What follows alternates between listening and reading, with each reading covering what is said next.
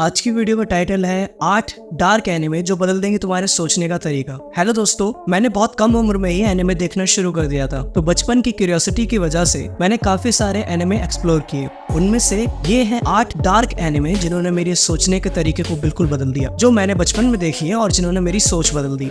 ये एनिमे काफी डिस्टर्बिंग है, तो मैं पहले ही वार्निंग देता हूँ कि इसको अपने रिस्क पर देखें, as they make you think deeper about life, humanity और चॉइसेस। नंबर 8 पे आती है पैरासाइट द मैक्सिम। इस एनिमे में काफी सारी एलियंस का अर्थ पे अटैक हो जाता है। ये एलियंस हमारी बॉडी के अंदर जाकर हमें कंट्रोल करते हैं। इजुमी के साथ भी ऐसा ही होता है, उसके अंदर एक पैरासाइट आता है पर वो उसको कंट्रोल नहीं कर पाता है। इजुमी का हाथ एक पैरासाइट मिगी बन जाता है और उसकी जिंदगी पलट जाती है। ये एनिमे दिखाता है कि क्या एक ह्यूमन और non human entity emotionally connect कर सकते हैं। फन फैक्ट इस एनिमे के बारे में, फन फैक्ट ये है कि मिकी के अंदर तो ग्रेजुअली ह्यूमन इमोशंस डेवलप होते हैं, जबकि उजुमी के इंसानी इमोशंस धीरे धीरे कम होते जाते हैं।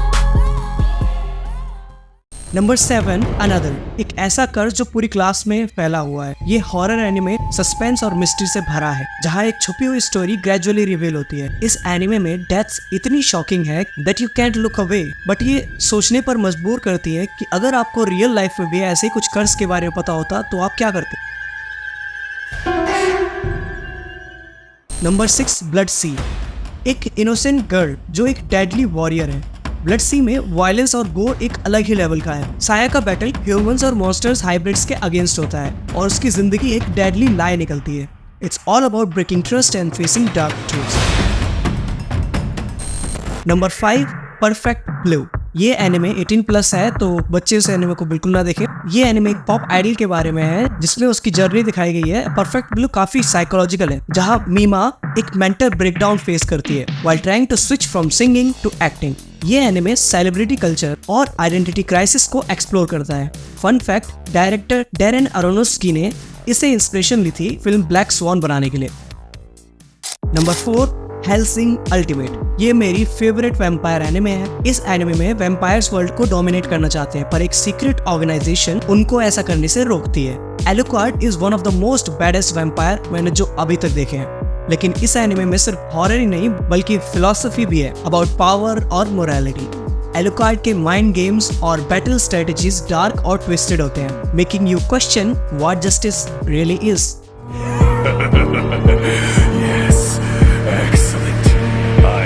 This much fun in ages. What did you say your name was?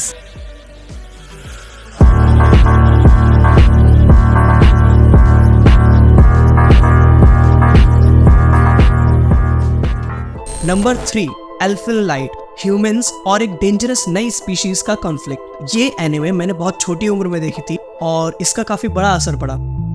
एल्फिन light की वायलेंस और इमोशनली पेन आपको शॉक करेगी। डाइक्लोनी एक ऐसी नई स्पीशीज है जिसके पास टेलीकाइनेटिक पावर्स हैं।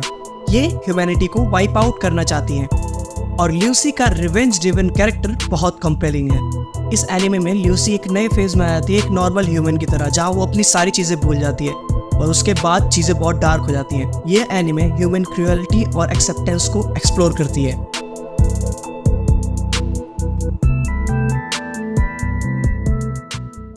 और नंबर 2 मॉन्स्टर। ये anime one of the top anime ever made है।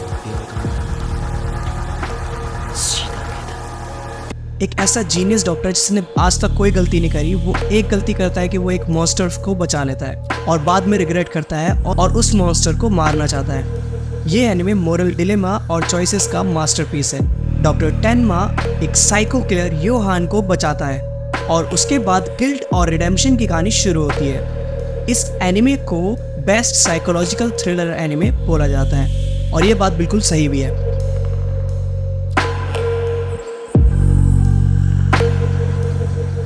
और number 1 we have the darkest anime ever made, Berserk. Okay, Of the thousands of comrades and the tens of thousands of enemies, you were the only one who made me forget my dream.